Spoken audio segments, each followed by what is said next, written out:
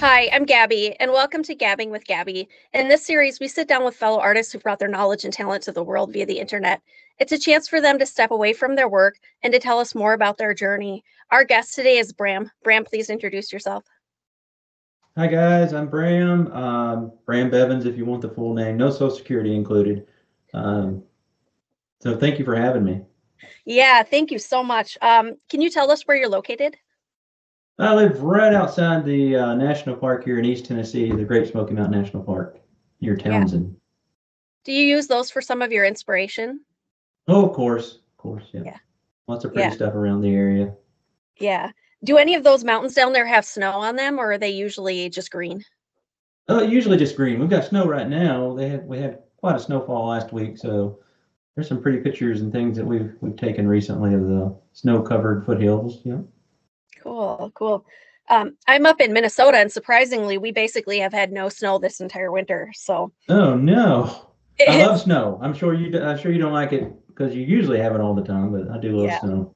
yeah, yeah, that's awesome. It's been weird hearing other people who are in other parts of the country, and they're like, "We got so much snow," and I'm like, "Yeah, we don't have it." Right. Okay, let's get to your question. So, what is your preferred media? What do you like to do? Usually mainly oil paint. But Okay, I've dabbled with acrylics and I've got a watercolor set over here that I should break out, but they scare me to death, so I haven't done that yet. yeah, yeah, me either. What do you like to paint as for subject matter? Oh my goodness. Of course, I started out painting, growing up with Bob and painting like that. So mountains, of course, snowy, rocky, Alaskan-y type mountains, and I love trees. But I've always loved trees. We actually spend way too much money on trees collecting different types. So trees, mountains, landscapes, and things of that nature. Awesome. Do you do any people or animals at all?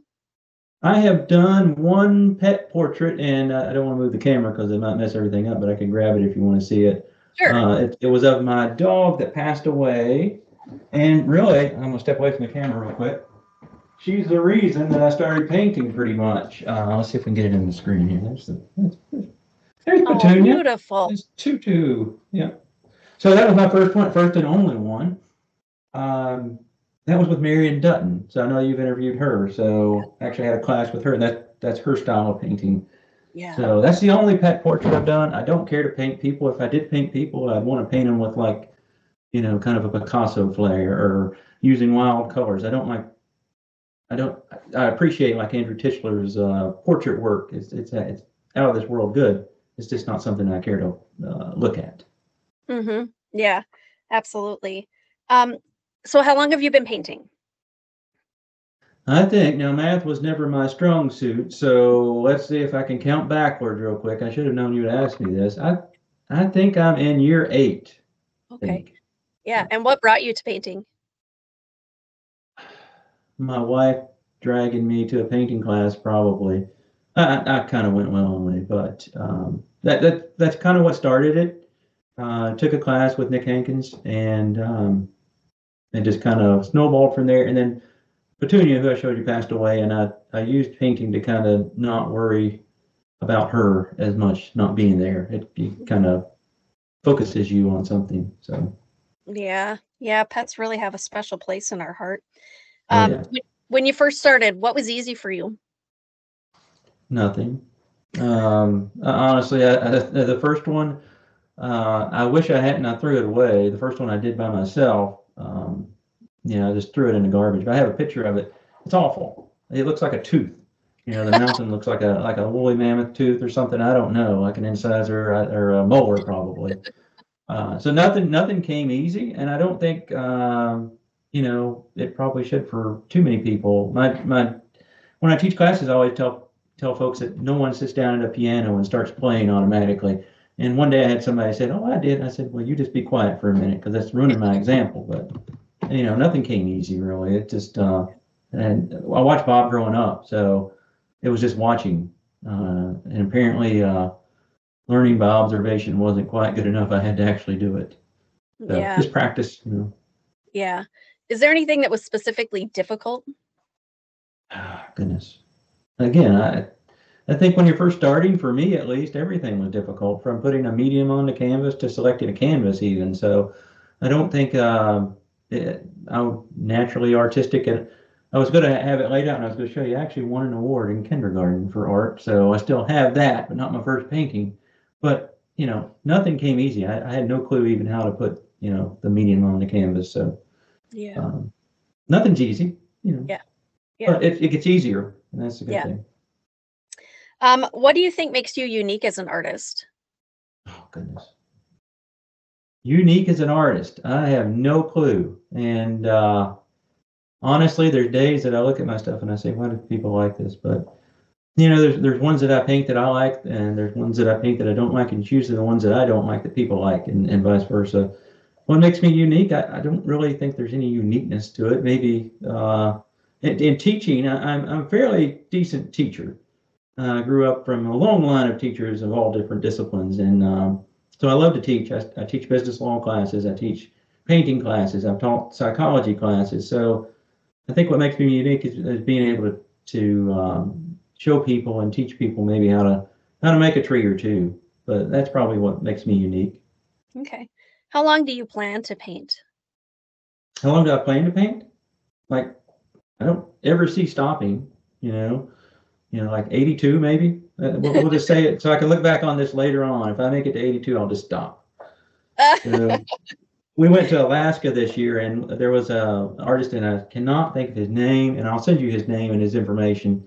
It's phenomenal. It's like the gallery right outside of Homer, and it really is embarrassing. I can't remember his name, but he was painting until almost the time that he had to go into a nursing home. He had maybe 0.5% to 1% of vision left, and the work that he did with 1% vision is way better than anything I could possibly do probably in my lifetime. So I 82 would be a good age, but I don't know that I'll ever stop. Yeah. If I ever end up in a home, I'll probably be bringing the paint with me. There you go. They'll make a switch to acrylics and things, Right? No kidding. Then they'll be like, can you teach us classes? Right. Do you do any other forms of artwork? We like to garden, and not just eating garden, not a vegetable garden, but like planting. We have Japanese gardens here at the house. We own way too many Japanese maples. So landscape gardening, I guess, would be another type of I always tell my wife it's like painting with plants. So we do that, and I really enjoy that. Yeah, especially if you're into that. There's a lot of art in it. It's not just plopping bulbs into the ground and letting it grow. So exactly. Outside of those two things, do you have any other hobbies? Oh, hobbies! Hobby is honestly, it by chance became something I could do to make money off of. Painting would be the number one hobby, but I love being out in nature, and we love to travel and visit national parks. That's kind of what we've done for the last probably 10 years or so. Go around the country and see different national parks, and just the normal stuff. I like to read. I try to. We're making a video for YouTube and Facebook and all those things, but I'm trying my best to limit a little bit my time on social media and try to do some things other than sitting in front of a computer or a phone all day. Mm-hmm. You get to a point where people expect more and more content, and it's like, right. You don't want it to take away the fun either. No, and it becomes a job at that point. And I had a job, I still had my bar license, but I was an attorney. So this is kind of just it's a job, but it's not. So I don't want it to ever become that job that I wanted to get away from being an attorney so badly. I don't want to ever get away. I don't want it to ever feel like I want to run away from art. So sometimes I take a little break from things. Yeah, that was kind of my next question, actually. So branching off of, just sitting down in front of an easel and painting, you have videos that you do. What else do you do with art? So my favorite time to paint is by myself. There's no cameras, there's nothing on, and I sometimes feel guilty doing that, and I don't usually show everything that I paint.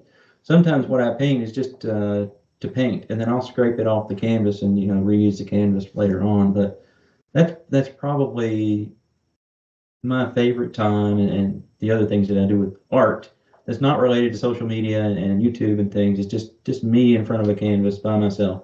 Yeah. Maybe a little bit of music on. But other than that, that's pretty much it. And have you created a brush line? I have. Oh goodness. Well, I got one laying here because I painted last night. It's so tiny. I wish I had one of the bigger ones so you could see it a little better. Is this one? Oh, this is one. Oh, that's the one that's got the little misprint on it. There they are. Paint with Bram. Look, I don't know if you can see that. Probably won't focus. But it says paint with Bram there. I didn't even think to have those laying out. You can tell that I'm a very good marketer. And you can also tell that I didn't go to college for marketing. But yeah, I have a brush line that's been fairly popular. And I take the opportunity right now, if anybody's watching, to thank everyone that's purchased brushes and said such nice things about them so far. Steve Ross and I tested those out for a good year, and they held up. So he kind of taken a step back. He said, "Put some out." So we slapped a paint with Bram on them, and people have snatched them up pretty good. A couple orders here now and they seem to be fairly good brushes. I really like them. I know when you first put them out and you were like talking about you only had so many, and I was like, I'm gonna wait to order them because I'm sure he's totally overwhelmed. So I haven't ordered any yet, but I do plan on it. Yeah. Well, yeah. Thank you. So we sold out that first order way quicker than I ever imagined, and then I put another order in, and this one's going pretty good. So and I'll try to keep you a setback. Yeah. Have you had some good feedback from people that have gotten them then? Yes, and there's certain people that I sent them to that have really talked about them being good. And of course, Steve has a couple sets down there in Florida that he has. The feedback has been really good. And again, I don't expect them to be like the brushes that were made in the 80s by different companies in this kind of wet on wet style of painting, because you can't get those hairs anymore, as they're not as available. But everyone that I've talked to has been pleased with them so far. Awesome. That's so cool. Let's see. What do I have for questions? Do you sell your work? I do. Yeah, I do. It just depends. I sold a couple for a good bit of money late last year. My wife takes first dibs if I paint something, so I don't get to sell those. And then I have to give some to Mom. I have to give some to other people. So those go away pretty quickly, and it's usually the better one. I have sold probably 5 paintings before, had them sold, and they've been yanked back by family members that I had to refund money. So you got to keep your family happy first. So, but yeah, I sell. And then, of course, I also collect paintings by different artists. You can see behind me here some of the ones that I have. There's a Justin Wozniak paintings by Justin. The little tree right here, this right there. Yeah. And I switched paintings. He's got one of mine. That's a Bill Alexander. And I cut Steve off. There's one of my Steves that I have. And then up here is Dana Jester. So I don't have my stuff hanging. There is one of mine that's a little bit off screen that I like. And my wife wanted to keep, so I hung it up in here. But I like seeing other people's art. There's a Robert Warren over here. And I've got one of my friends, Jeff. I've got one of his over here that you can't see off camera. So that's as much an inspiration to me as looking at my own stuff. There's more. Yeah. And those are some pretty important names, especially in our world of this wet on wet painting. Right. But yeah, right. That's it is a Hall of Fame. Very special. Wow. I can't believe you have a Bill Alexander. I'm a little jealous. Well, that's a crazy story. You just happen upon things. I won't tell you what I paid for that because it would make you sick to your stomach of how little I paid. But it's just look around; they're out there. It's kind of like Bob's paintings. I don't know if you've seen the PBS show with the Antique Roadshow. They did one in Alaska recently, and all these people brought in Bob Ross paintings. There's probably hundreds, if not thousands, of Bob Ross paintings around Alaska, sitting in cabins, maybe even dry cabins. That no one knows, that are just deteriorating. But if you have a chance, just look that up. The Antiques Roadshow, Alaska. There's a little clip about people bringing in Bob Ross paintings. Yeah, I think I recently saw. I didn't watch the clip, but I saw something about. There was like a line of people holding paintings and something about them being Bob Ross paintings. So I'm gonna have to watch that. And really, just don't want to cut you off, but really, it's very encouraging for anyone to see those, because compared to what you're seeing Bob do on TV. Seeing the Alaskan paintings when Bob was starting out in this style would give people a lot of hope. that you can get better. So, I mean, you can see that Bob got way better. Of course, Bob started painting in the 60s in traditional style, so been painting a while. Mm-hmm. Well, part of it is just learning how to use your hands, Yeah, and absolutely. you can't just pick up a brush and your hands know what to do with it. Right, yeah, and holding the brush, how do you hold this thing? And I always tell people if you keep your hands set in one position and don't ever move it, I mean, you move it just kind of side to side, that's not going to do as much as if you turn your wrist or turn your hand or turn your arm and get the different angles on the brush. And it's just all those things that don't come natural for most of us until you've done it a little bit. Mm-hmm. Absolutely. Okay, let's see. Do you do commissioned work for people? I have. I despise it, so I don't do it very often. Yeah. Um, it seems, again, it goes back to making this commission work. Oh, I'm an artist. I've got to do this for a living now. Mm-hmm. So it takes a little bit of the fun out of it. So I'd rather just paint, and if somebody likes that one and nobody claims it that has first dibs, then they can buy that one. But I don't like doing it. I have done a couple, but I don't care for it. Yeah, I agree absolutely. The only time I like doing commissioned work myself is if I'm doing something that's really special for somebody and I don't really Hmm. charge them much to do it. Right. Yeah. Let's see. So who would you say inspires you? Who inspires me? I mean, for art related things, is that what Yeah. there's so many people that have inspired me, from family members to animals. So, but I mean, my biggest inspiration in this style of painting would be Bob. I love Bill Alexander also. I think Bill was his personality just was not what people were wanting at the time, but I just think Bill was an amazing artist. So many different things that he would do. So those two in this style, I needed two classes, I think, for an art history minor in college, and I should have just finished it. So, I mean, I've loved art all my life, but Van Gogh is my go-to. Rembrandt's another one. I mean, I could just, when we went to the Netherlands a couple of years ago, I got to visit the Van Gogh Museum and the museum where the Rembrandt's Night Watch is. It's a massive painting. I mean, you just don't understand the scale of that painting. So those are art inspirations. Never thinking that I could become Rembrandt or Van Gogh. So, but I look at those things as inspiration because it still drives you. Yeah. And then from another medium, folks like David Lynch, the director of Twin Peaks and Blue Velvet and all those crazy movies that some people have seen. But his uniqueness and weirdness, that drives me because there's a little bit of weirdness behind, me, and that's why I like the darker colors and the wild colors sometimes in my art. So there's some inspirations, Yeah, and of absolutely. course, I'm still inspired by people that are living too. I shouldn't just talk about the ones that are past.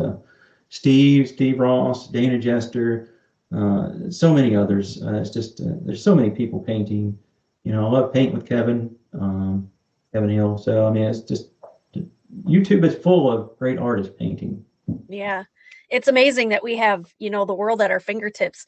Before the internet, if you wanted to learn how to, Bob Ross style paint and you didn't want to go to the place, all you had was the show and you either recorded Yeah. them, bought the tapes, or, I mean, it's a totally different world now. Right. And I remember being so upset when I would turn PBS over, because we had the TV Guide channel, but you didn't know what was on exactly when I was growing up. And I'd turn it on, I'd catch like 2 minutes of Bob. And I'd be so upset that I missed him. But I spent a lot of time in the hospital when I was young, and I would watch Bob. Usually I could catch him because I had a lot of free time then as a kid. Usually I could catch him in the hospital and watch those shows, and it was relaxing. Wow. That's a tough way to grow up. No, it makes you tough. Yeah. Yeah. Um, what things do you think have helped you improve your artwork? Some things that I think that helped me improve my artwork practice. And I know that everybody would likely say that, but that's the number one key to getting better at anything, whether it's painting or playing the piano. Go back to my bad example. But seriously, the more you do it, the better you're going to get, and the more you stretch yourself, the better you're going to get. So growth is just hours of practice, really. So as you see yourself, your painting's getting better. It's just the accumulation of those hours panning out on the canvas. And that's really, I get frustrated sometimes when I see in these groups people, they paint their first painting and they want constructive criticism. There is no constructive criticism when you're first starting out, in my opinion. Just encourage people to keep doing it. If people are having fun, if it looks like absolute dog poop, that's fine. If you're having fun, because it will get better, and just keep doing it. And every time you do it, it's going to get a little better. And that's really what I would say the biggest thing for anyone is just practice. Yeah, I totally agree with that. Okay, so I have some bonus questions for you. Bonus question number 1. What effect do you think you've had on this branch of artwork by creating video content? Honestly, I have no clue what I think, but I can tell you that I get a lot of feedback, and I get a lot of emails and comments and things of people saying how much they appreciate the videos. And again, I don't have a big setup here. I put my phone up here and I turn it on and I'll ramble while I'm painting, and people seem to like that. Some people don't. People used to yell because I don't speak up very loud, and then I got a better microphone, and then people, there's always something there. But it seems like people like it, and I don't understand everything about it. I really don't. I have fun doing this, so maybe that comes across in the videos. I'm also not scared to mess up and say that, this is not quite right, and take that off the canvas. And I'm also not scared to just share what I know. So as far as what I think, I can't tell you, but I can tell you that I get such lovely comments that, sometimes it almost makes this old hard man have a little tear in his eye, that some of the things that people say to me, and have been so kind to me over the years. Yeah. Another bonus question. I didn't write it down, but I thought of this in this process. What do you think is the most useless style of paintbrush in this wet on wet technique? Oh goodness, probably. I don't know if you've ever bought any, but the old chip brushes, they're super cheap, and it's not that they're useless, because I've actually used them for a couple of things, but they fall apart so quickly, and it's just like, don't buy those. Buy at least a better name paintbrush if you're going to go to Home Depot and get something. I also hate those little foam brushes. I don't think I have one laying here because I don't use them, but they're little foam brushes, and people usually use them for gesso. I hate those things with a passion for gesso or painting with. Some people even paint with them. So cheap things. I think if you're going to paint well, you should spend some money on brushes, and that's not because I sell brushes, because I'm talking spend good money on brushes that will last a good while, and I think they'll do you better. But that's probably it. Those little chip brushes are probably the worst. Mm-hmm.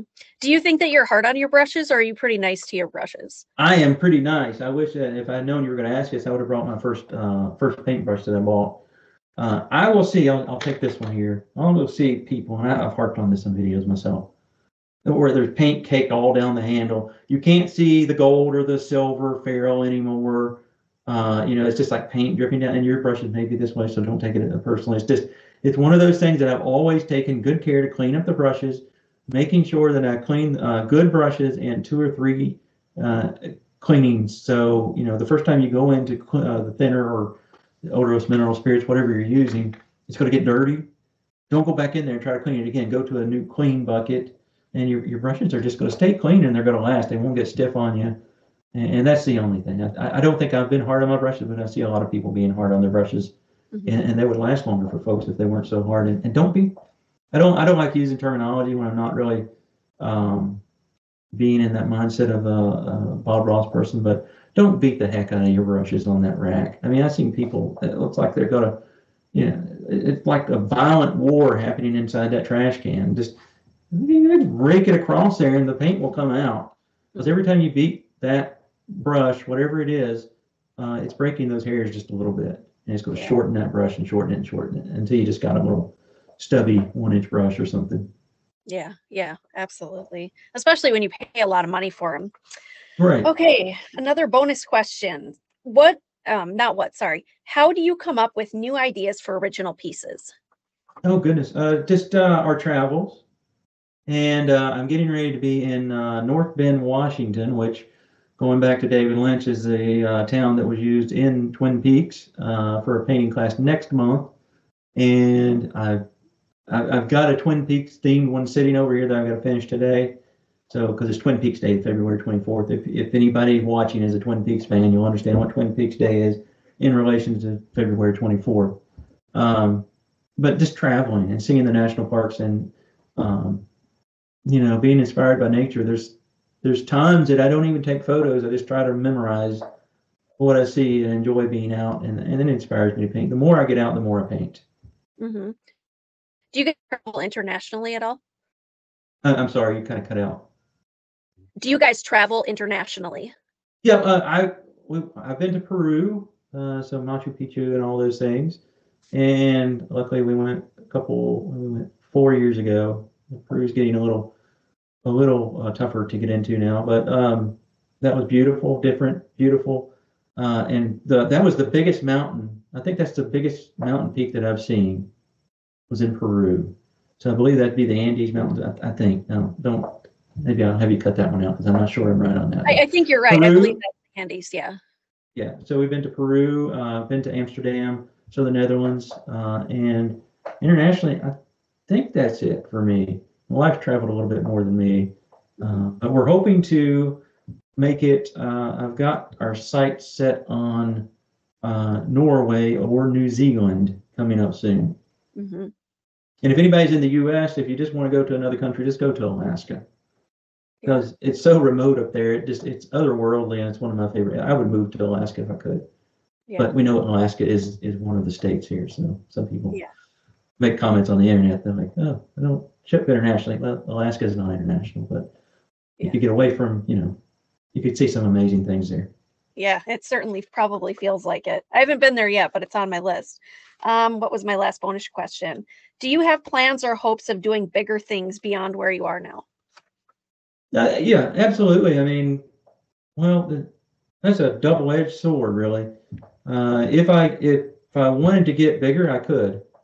I've been approached by some people, and I'm still mulling some things over and working with Steve Ross opened some doors and things, so that was helpful. But also just the YouTube channel, really. Again, the reach that you can get with those once you get a little hold is amazing. But the other side to that sword is that it becomes a job then, and even though this is predominantly how I make money now, teaching classes and things, I don't want the joy to go out of it, because then it becomes I might as well go back and be a lawyer. Mm-hmm. So I go back and forth. Depends on the day. If you were to ask me tomorrow, I'll be I'm ready for whatever. But some days I'm not. Mm-hmm. So it's really I've got a dual personality more than anything. I think that's all the questions that I have for you. Do you have any final thoughts that you would like to leave us with? No, again, thank you for asking me to do this. And sorry it takes me forever to do things. I'm the biggest procrastinator you'll ever meet when it comes to something like this, where I have to sit down and talk about myself. It's not natural for me. So I appreciate this. I appreciate you for hounding me and staying on me to do this, because it's been fun. And, I've watched so many of your little videos of interviewing people, and you've interviewed people that are way outside of my league. I mean, one of those would be Marion Dutton. Jeez Louise, that lady's talented. And just so sweet, by the way. So sweet. And if you ever get an opportunity to take a class with her or travel and go see her, absolutely take that. I was lucky that someone had her come to the States, so I was able to do that painting class with her. But I mean, again, just thank you for having me. And, for people out there watching, the biggest thing to take away from this is just to practice. If you like doing this, if you like painting, it doesn't matter what the painting looks like, because you will get better. Some people take 10 paintings and they're already better than 99% of people. Some people will take 2,000 paintings and that, until they get one they're satisfied with. But if you're having fun, the journey is more important than the destination. Getting there is more important than being there. And I think that's in life as it is in painting. Mm-hmm. Yeah, because once you get there, where else is there to go? Exactly. You're done. Your trip's over. That's right. It's a mountain that we should never reach the top of. Exactly.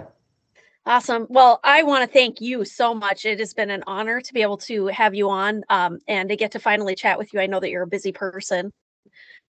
So it's absolutely an honor. I'm so thankful that you were willing to sit down and let us get to know you better. Well, thank you. Thank you again. Thank you for having me, and just keep at it. Keep at your paintings. I watch your little videos and things, and keep at these. These are fun. Yeah.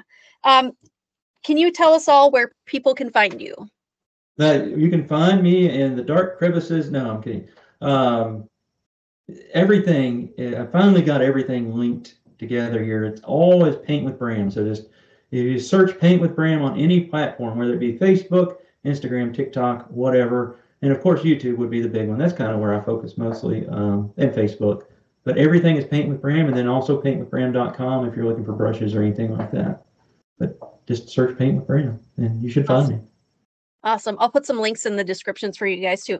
And make sure if you guys are looking for brushes that you go check out his brushes. I think that's it. Again, thank you so much. If any of you have any questions or comments, put it in the comment section of the video. We'll do our best to address them. Again, I'm Gabi, and this is Bram. Thank you again for being here. Until next time, I really do hope that you guys fall in love with painting just as much as we have. Bye, guys. Bye.